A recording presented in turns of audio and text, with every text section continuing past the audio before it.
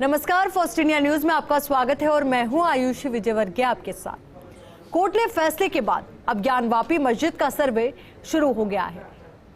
पहले दिन मुख्य फोकस मस्जिद का तहखाना रहा। ज्ञानवापी मस्जिद को लेकर जिस जांच का इंतजार लंबे अरसे से था, वो आज काफी हद तक पूरी हो गई है। पहले दिन 4 घंटे चले सर्वे में करीब 50% हिस्से का सर्वे किया गया। सभी पक्ष ने सर्वे और तौर तरीकों की तारीफ की, तो सर्वे के दौरान दोनों पक्षों ने खूब संयम बरता। माना जा रहा है कि सर्वे में कई राज खुलकर सामने आ सकते हैं। वहीं अदालत के फैसले के बाद ज्ञानवापी मंदिर या मस्जिद, इस सवालों के जवाब मिल सकते हैं। चाबी मंदिर या मस्जिद? ज्ञानवापी मस्जिद को लेकर जिस तरह से एक लंबा अरसे से इंतजार किया जा रहा था, वो आज पूरा हो गया है। यूपी के वाराणसी में आज ज्ञानवापी मस्जिद में काफी मुश्किलों के बाद अब सर्वे शुरू हो गया है। यूपी की धर्म नगरी वाराणसी के श्रृंगार गौरी मामले में ज्ञानवापी मस्जिद की पश्चिमी दीवार का सर्वे किया। इस सर्वे में कई राज खुलने का अंदाजा लगाया जा रहा है और कयासों का बाजार गर्म हो गया है। ज्ञानवापी के तहखाने में क्या मिला? ज्ञानवापी के तहखाने में कौन से राज? तहखानों के कमरे में कैसे निशान? तहखानों के सर्वे में क्या मिला? ज्ञानवापी के तहखाने का रहस्य अब रहस्य नहीं रहा। जिस राज पर पर्दा पड़ा था, वो सर्वे के बाद साक्ष्य के रूप में सुरक्षित हो चुका है। ऐसे सबूत जिनसे सामने आ जाएगा कि ज्ञानवापी का भूत क्या है, साफ हो जाएगा कि ज्ञानवापी का भविष्य क्या होगा। ये तस्वीर भी साफ हो जाएगी कि ज्ञानवापी के वर्तमान की तस्वीर क्या है। आखिर क्या हुआ सर्वे के दौरान? ज्ञानवापी के तहखाने में सर्वे करने गई टीम ने क्या क्या किया? तहखाने में 4 कमरे हैं। उन 4 कमरों में से 3 की चाबी मुस्लिम पक्ष के पास थी, जबकि चौथा कमरा हिंदू पक्ष की निगरानी में है, जिसमें दरवाजा नहीं है। इस मस्जिद में 2 तरफ तहखाने हैं।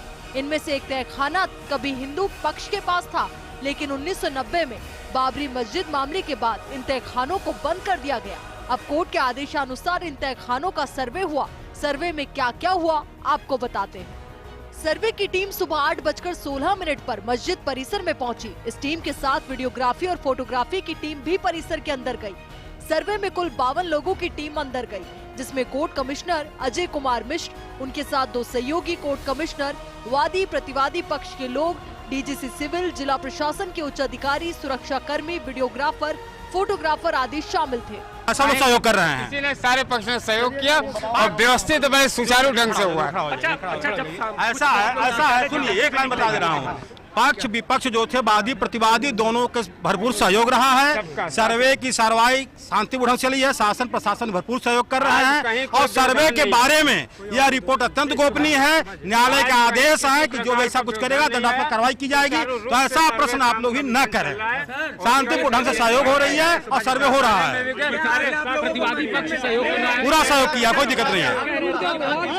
चाबी देने में आनाकानी कैसे? अरे ऐसा कुछ नहीं किया। मैंने एक लाइन में कहा सहयोग हो रहा है तो सहयोग हो रहा है। अच्छा, कितना % अभी तक सही? ये परसेंटेज मैं नहीं बता पाऊंगा, कमिश्नर बताएगा, लेकिन सर्वे साथी ढंग से हो रही है। सर्वे हुआ 4 घंटे कंटिन्यू सर्वे हुआ। पसीने से भीग गए हम लोग। वादी प्रतिवादी सभी लोग सहयोग किए हैं और सरकार और प्रशासन भी भरपूर सहयोग किया है। सर्वे कार्रवाई शांति ढंग से चल रही है। अभी सर्वे बाकी है।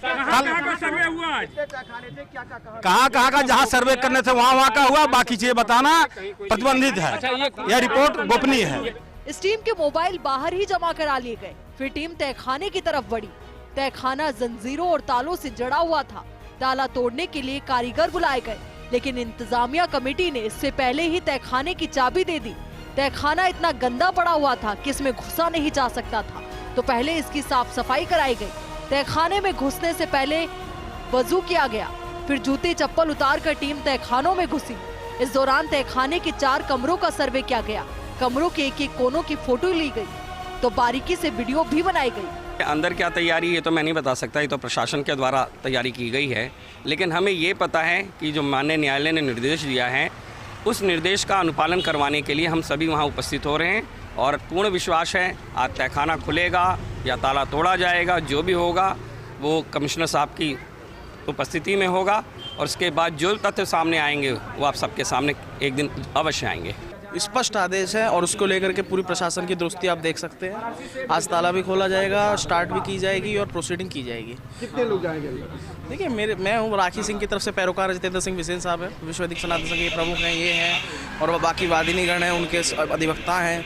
तो कुल मिला के वादी पक्ष की ओर से 15 लोग रहेंगे, बाकी कुल संख्या करीब 40 से ऊपर जाएगी। इस टीम को निर्देश मिले थे कि धार्मिक किताबों और मंत्रों को हाथ नहीं लगाया जाएगा। तहखाने में कुल 5 कमरे मिले, जिसमें एक पर दरवाजा नहीं था। यहाँ सुरंग नुमा 5वां तहखाना भी मिला। फिलहाल इस तहखाने का सर्वे नहीं किया गया। सर्वे के बाद तहखानों के कमरों को फिर से सील कर दिया गया। पूरे परिसर की वीडियोग्राफी के लिए विशेष कैमरा और लाइट की व्यवस्था की गई थी। कार्य सुचारू रूप से चल रहा है। कोर्ट का आदेश है, कोर्ट के आदेश की तामीला कराना हमारे लिए हमारा दायित्व भी है, हमारी व्यक्तिगत जिम्मेदारी भी है। हमने सुरक्षा के पुख्ता प्रबंध किए हैं और मैं आपको ये बताना चाहता हूं कि अब तक की कार्रवाई बहुत ही सौहार्दपूर्ण वातावरण में चल रही है। वादी प्रतिवादी पक्ष ने सर्वे के कार्य में पूरा सहयोग किया। ज्ञानवापी मस्जिद परिसर में सर्वे को लेकर यहां सुरक्षा के सख्त इंतजाम किए गए थे। यहां परिसर के 500 मीटर के दायरे में लोगों की आवाजाही रोक दी गई थी। वहीं गोदोलिया और मैदागिन इलाके से वाहनों की आवाजाही भी प्रतिबंधित कर दी गई थी। इसके अलावा शनिवार को 1500 से अधिक पुलिस कर्मियों और पीएसी जवानों को ज्ञानवापी मस्जिद परिसर की सुरक्षा में तैनात किया गया था। यस एग्जैक्टली यही है सिचुएशन। वहाँ पे जो है कभी भी न तो नीचे नमाज अदा करी जाती थी और 1935 में जो इन्होंने पूरे जो रकबा है, जो अराजी नंबर जो उसका नाम हम थोड़ा भूल रहे हैं, वो कुल रकबा 1 बीघा 6 बिस्सा 9 धूर कुल रकबा है, जिसमें ज्ञानी जो तथाकथित मस्जिद है, सिंगार गौरी है, कूप है, वो नंदी भगवान है, वो पूरा बड़ा रकबा है। ये इन्होंने उस वक्त इसको वक्त संपत्ति घोषित करने की मांग 3 मुसलमानों ने की थी। उसमें हिंदू पक्षकार कोई नहीं था। इसका मतलब ये हुआ कि हिंदू पक्षकार उस जजमेंट से बाध्य नहीं है। तो आप इस चीज़ को ऐसे ले सकते हैं कि इनको वक्त संपत्ति घोषित करने की मांग उस वक्त ही कोर्ट ने सिरे से खारिज कर दी थी। सर्वे देखिए, ऊपर फर्स्ट फ्लोर पे नमाज अदा होती है, वो वहाँ पे मुस्लिमों का कब्जा है, वहाँ पे लोग नमाज अदा करते हैं, ठीक है। और उसके उस जगह पे आप ऐसे समझिए कि मुस्लिम पक्ष जो है फर्स्ट फ्लोर पे नमाज अदा करता है, नीचे नहीं अदा करता है। इसका ये स्वरूप ऐसे समझिए। तो वहाँ पूरा जो प्रेमाइसेज है उस पर कंप्लीट मतलब एक मिक्स्ड पोजीशन कह सकते हैं। हिंदू पक्ष का भी कब्जा है और मुस्लिम पक्ष ऊपर नमाज अदा करता है, वो मास टाइप है। क्या सर्वे का? देखिए, हमको जो उम्मीद है, जो हम लोग 92 से पहले की जो चीज़ें हम लोग रिकॉल करते हैं, हम लोग 77 से जब से होश संभाले तब से बाबा विश्वनाथ के दरबार में हम लोग जाते रहते थे। तो नंदी बाबा के सामने हम लोग को कुछ शिवलिंग, कुछ खंडित मूर्तियाँ और जो आपको जो हिंदू मैथोलॉजी, हिंदू आर्किटेक्ट के हिसाब से जो पिलर्स होते थे, मंडप होते थे, देखने से वो लगता था, बचपन से हम लोग को लगता था ये तो मंदिर का स्ट्रक्चर है। ये नैतिक रूप से तो हम लोग उसको मंदिर का स्वरूप मानते थे। बाद में जब इतिहास पढ़े तो मालूम चला कि औरंगजेब ने इसको तोड़ा था। और बड़े हुए जब कचहरी में गए, जब इधर हाल लिया 2-4 सालों में जब हमने अध्ययन किया तो मालूम चला कि ये तो भारत उत्तर प्रदेश सरकार ने वाराणसी गजेटियर में खुद माना है कि औरंगजेब ने 9 अप्रैल 1669 को इसको तोड़ने का, अपने सिपा सलार खिजर खां को उस वक्त जो यहाँ का फौजदार था उसको तोड़ने का आदेश, और सिर्फ मंदिर ही तोड़ने का, बनारस का नहीं तोड़ने का आदेश दिया था। यहाँ के संस्कृत कॉलेजों, स्कूलों को भी ध्वंस करने का बहुत बड़ा नुकसान उस वक्त हिंदू कम्युनिटी को उठाना पड़ा था। सर्वे के बाद हिंदू पक्ष ने दावा किया कि सारे साक्ष्य हमारे पक्ष में हैं। वहीं सूत्रों के हवालों से पता चला है कि तहखानों में मूर्तियों के भग्नावशेष मिले हैं। तहखाने में शरारती तत्वों ने मिट्टी भर दी थी। सबसे पहले उसे साफ किया गया। तहखाने में लिंगायत समाज की परंपरा के अनुसार टूटे लिंग मिले। दरअसल काशी में लिंगायत समाज में लिंग दान का प्रचलन है। यहाँ मंदिर के शिखर की जगह मस्जिद का गुंबद रखे जाने का संकेत मिला।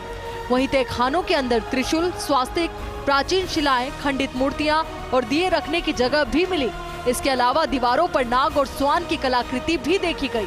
फिलहाल ज्ञानवापी परिसर में 4 घंटे चले सर्वे में करीब 50% हिस्से का सर्वे हो चुका है। सर्वे करने गई टीम ने फिलहाल साक्ष्यों का खुलासा करने से इनकार कर दिया।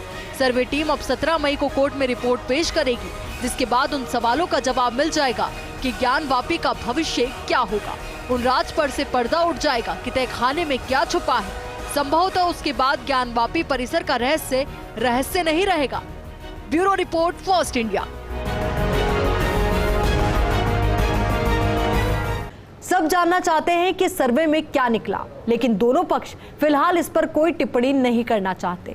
दरअसल कोर्ट के आदेश है कि इस मामले पर सुनवाई से पहले कोई टिप्पणी नहीं की जाए। इधर दूसरे पक्ष के कई लोग अब मामले को लेकर सुप्रीम कोर्ट जा चुके हैं। हालांकि सुप्रीम कोर्ट ने कह दिया है कि पहले वो मामले की पूरी जानकारी लेगा और उसके बाद ही निश्चित करेगा कि मामले की सुनवाई होनी चाहिए या नहीं। लेकिन इन सब के बीच अब उपासना स्थल अधिनियम 1991 कानून की भी बात हो रही है। माना जा रहा है कि कानून ज्ञानवापी केस में फैसले का आधार बन सकता है। आपको इस रिपोर्ट में हम बताते हैं कि आखिर ये कानून है क्या और इस केस में ये कितना महत्वपूर्ण हो सकता है। ज्ञानवापी मस्जिद में सर्वे से सभी के लिए कुछ ना कुछ निकला। जैसे ही सर्वे खत्म हुआ तो कयासों का दौर शुरू हो गया। एक तरफ जहां जांच टीम कुछ भी बताने से बचती रही तो इधर हिंदू पक्षकारों की भाव भंगिमा बहुत कुछ बयां कर गई। उनके चेहरे पर एक संतोष की भावना नजर आई। एक पक्षकार तो ये कह गया कि जो कुछ दिखा और मिला है वो कल्पना से परे है। अदालत की सख्ती है, कुछ भी कहने पर पाबंदी है। पक्षकारों के बयान अहम है, इसलिए कुछ भी बताना अदालत की तौहीन हो सकती है। ऐसे में हर कोई सोच समझ के बयान दे रहा है। हिंदू हो या मुस्लिम, हर कोई संयम दिखा रहा है, हर कोई तोल तोल के बोल रहा है। लेकिन इन सब के बीच नेताओं की एक ऐसी बिरादरी है जिनकी सियासत जारी है। वे इसे बाबरी मस्जिद से जोड़ रहे हैं। दोनों को एक ही तराजू से तोलने पर आमादा है। AIM-MIM प्रमुख असदुद्दीन ओवैसी मामले को विवादित बनाने पर तुले हैं। उन्होंने सर्वे को तमाशा बताते हुए नाराजगी का इजहार किया। ओवैसी लगातार विरोध कर रहे हैं, वे लगातार धमकी दे रहे हैं। 91 से पहले क्या होता था? ये एक बार होता था ना, मेहराब के पीछे। आप कैसा बदलेंगे उसको? आप देखिए, आप ये बदलना क्यों चाह रहे हैं? आपका मकसद क्या है? आपकी नीयत में इखलास नहीं है। आप इस देश को दोबारा उस माहौल में झोंकना चाह रहे हैं जो मेरी जनरेशन तबाह बर्बाद हो गई। दंगे फसादात हुए, घर बर्बाद हुए, जेलों में लोग सड़ते रहे पोटाके और बाद में टाड़ा कानून में। हम नहीं चाहते कि दोबारा वो माहौल पैदा हो। और सबसे बड़ा सवाल ये है कि देश के प्रधानमंत्री को अय्यूब पटेल की बेटी के आंसू में बाहुक हो गए प्रधानमंत्री। और जब ये कानून 91 का कानून है, प्रधानमंत्री क्यों नहीं बोलते? आप सरकार में हैं, पार्लियामेंट का बनाया हुआ कानून है, तो संवैधानिक जिम्मेदारी पहले प्रधानमंत्री की है कि वो अपनी चुप्पी को तोड़कर कहें कि उनकी सरकार 91 के कानून के लिए खड़ी है और ऐसा कोई तमाशा होने नहीं देगी। मैं इसीलिए कह रहा हूं कि हमने बाबरी मस्जिद को इन्हीं हथकंडों से खोया था, इन्हीं हथकंडों से और धोखे से हमने खो दिया। हुआ क्या? भारत कमजोर हुआ, रूल ऑफ लॉ कमजोर हुआ। सुप्रीम कोर्ट को वादा किया गया था, उसके बाद बाबरी मस्जिद को शहीद किया गया। तो इसीलिए हम कह रहे हैं कि ये दोबारा हमको तारीख में पलट कर नहीं जाना है। जो कानून है 91 का, उस पर लिहाज रखिए और उसी पर चलता रहे। ओवैसी 1991 के कानून का हवाला दे रहे हैं। अब आपको बताते हैं आखिर क्या है ये कानून। उपासना स्थल अधिनियम 1991। क्या है उपासना स्थल कानून? उपासना स्थल विशेष उपबंध अधिनियम 1991 कानून को नरसिम्हा राव की सरकार के समय बनाया गया था। इसके अनुसार 15 अगस्त 1947 से पहले मौजूद किसी भी धर्म के उपासना स्थल को किसी दूसरे धर्म के उपासना स्थल में नहीं बदला जा सकता। अगर कोई ऐसा करने की कोशिश करता है तो उसे जेल भी हो सकती है। मतलब 15 अगस्त 1947 को जो जहां था उसे वही का माना जाएगा। इस पूरे कानून में तीसरी धारा सबसे महत्वपूर्ण है। इसके अनुसार धार्मिक स्थल के वर्तमान स्वरूप में कोई ढांचागत बदलाव करने पर रोक है। इसमें साफ कहा गया है कि धार्मिक स्थलों को उसी रूप में संरक्षित किया जाएगा जिसमें वो 15 अगस्त 1947 को यानी देश की आजादी के दिन मौजूद था। फिर उससे पहले वहाँ कुछ भी रहा हो। इसमें ये भी लिखा है कि अगर ये सिद्ध भी होता है कि वर्तमान धार्मिक स्थल को इतिहास में किसी दूसरे धार्मिक स्थल को तोड़कर बनाया गया था तो भी उसके वर्तमान स्वरूप को बदला नहीं जा सकता। केंद्र को ऐसे धार्मिक स्थलों को उनके वर्तमान स्वरूप में संरक्षित करने की जिम्मेदारी दी गई है। इस कानून में धारा 5 के द्वारा अयोध्या विवाद को अपवाद के तौर पर अलग रखा गया। इस कानून में ये भी लिखा है कि धर्म स्थल को किसी दूसरे धर्म के पवित्र धार्मिक स्थल को उसी धर्म के किसी दूसरे पंथ में भी नहीं बदला जा सकता। मतलब यदि कोई धार्मिक स्थल वर्तमान समय में हिंदू धर्म का है तो उसे हिंदुओं के ही किसी दूसरे पंथ के मंदिर में नहीं बदला जा सकता। इसी प्रकार किसी शिया धर्म के धार्मिक स्थल को मुसलमानों के ही दूसरे वर्ग सुन्नी या अहमदिया जैसे पंथों के धार्मिक स्थलों में नहीं बदला जा सकता। इस कानून को उस दौर में बनाया गया जब देश में राम मंदिर को लेकर विवाद छिड़ा हुआ था। भाजपा नेता लाल कृष्ण आडवाणी ने सितंबर 1990 में सोमनाथ से रथ यात्रा निकाली। राम मंदिर आंदोलन के बढ़ते प्रभाव के चलते अयोध्या के साथ ही कई और मंदिर मस्जिद विवाद उठने लगे थे। और उसके पहले 1984 में दिल्ली में हुई एक धर्म संसद में अयोध्या, मथुरा, काशी पर दावा करने की मांग की गई थी। इन विवादों पर विराम लगाने के लिए ही नरसिम्हा राव सरकार ये कानून लेकर आई थी। कांग्रेस ने 1991 में हुए लोकसभा चुनाव से पहले वादा किया था कि अगर केंद्र में उनकी सरकार आई तो वो संसद में ऐसा कानून पारित करेगी जिससे सभी वर्तमान धार्मिक स्थलों को उसके वर्तमान स्वरूप में संरक्षित किया जाएगा। ऐसे में अब सवाल ये भी कि क्या अयोध्या विवाद में इस कानून को क्यों नहीं लागू किया गया था।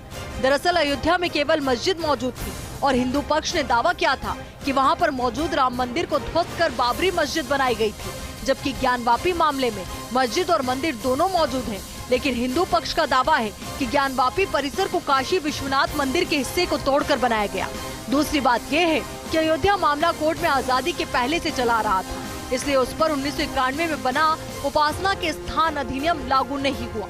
लेकिन ज्ञानवापी मामले को लेकर 1991 के कानून को लेकर विवाद है। एक पक्ष का मानना है कि चूंकि कानून 1991 में आया और उसी साल ज्ञानवापी मामला कोर्ट में दायर हुआ, ऐसे में वो भी स्पेशल कानून के दायरे से बाहर है। वहीं दूसरे पक्ष का कहना है कि ज्ञानवापी मस्जिद भी उपासना के स्थान अधिनियम के तहत आती है, ऐसे में उसमें कोई बदलाव नहीं हो सकता। अब Varanasi Gyanvapi case supreme court पहुंच चुका है। ज्ञानवापी विवाद मामले में याचिकाकर्ता अंजुमन इंतजामिया मसाजिद कमेटी ने सुप्रीम कोर्ट में अपनी अर्जी दाखिल की है। AIMIM प्रमुख असदुद्दीन ओवैसी भी इसी कानून को आधार बनाकर ज्ञानवापी सर्वे का विरोध कर रहे हैं।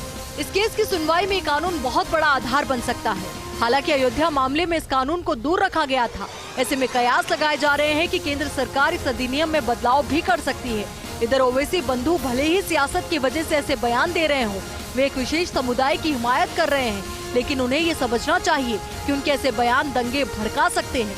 उन्हें समझना चाहिए कि मामला अभी कोर्ट में है, उनके बयान कोर्ट की कार्यवाही में दखल डाल सकते हैं। एक तरफ ज्ञानवापी मस्जिद का सर्वे हो रहा है तो दूसरी ओर ओवैसी बंधु एक विशेष समुदाय की हिमायत कर रहे हैं। तो वहीं इस मामले में अब एक पक्ष की ओर से सुप्रीम कोर्ट में भी याचिका डाली गई है। इन सब के बीच आपको अब इस रिपोर्ट में बताते हैं मंदिर मस्जिद के इस वर्षों पुराने विवाद के बारे में, काशी विश्वनाथ मंदिर के इतिहास और मान्यताओं के बारे में। ज्ञानवापी मस्जिद का मामला 1991 से अदालत में है। साल 1991 में सोमनाथ व्यास, रामरंग शर्मा और हरिहर पांडे ने वादी के तौर पर प्राचीन मूर्ति स्वयंभू भगवान विश्वेश्वर की तरफ से अदालत में मुकदमा दर्ज कराया। दावा किया गया था कि प्राचीन विश्वेश्वर मंदिर को तोड़कर उसके ऊपर मस्जिद बनाई गई। दावा किया गया कि साल 1669 में औरंगजेब ने 2000 साल पुराने भगवान विश्वेश्वर के मंदिर को तोड़कर उस पर मस्जिद बना दी, लिहाजा ये जमीन उन्हें वापस लौटाई जाए। लेकिन मां श्रृंगार गौरी का मामला महज 7 से 8 महीने पुराना है। 18 अगस्त 2021 में वाराणसी की एक अदालत में यहाँ की 5 महिलाओं ने मां श्रृंगार गौरी के मंदिर में पूजा अर्चना की मांग की। अभी यहाँ साल में एक बार पूजा होती है। इसी कड़ी में कोर्ट ने श्रृंगार गौरी की मूर्ति और ज्ञानवापी परिसर में वीडियोग्राफी कराकर सर्वे रिपोर्ट देने को कहा था और हंगामा छिड़ गया। ज्ञानवापी के बारे में जो सबसे प्रचलित मान्यता है वो ये है कि इस मस्जिद का निर्माण सन 1664 में मुगल शासक औरंगजेब ने करवाया था। ये भी कहा जाता है कि इस मस्जिद के बनने से पहले यहाँ मंदिर हुआ करता था और औरंगजेब ने वो मंदिर ध्वस्त कर उसके अवशेषों का इस्तेमाल कर इस मस्जिद का निर्माण करवाया।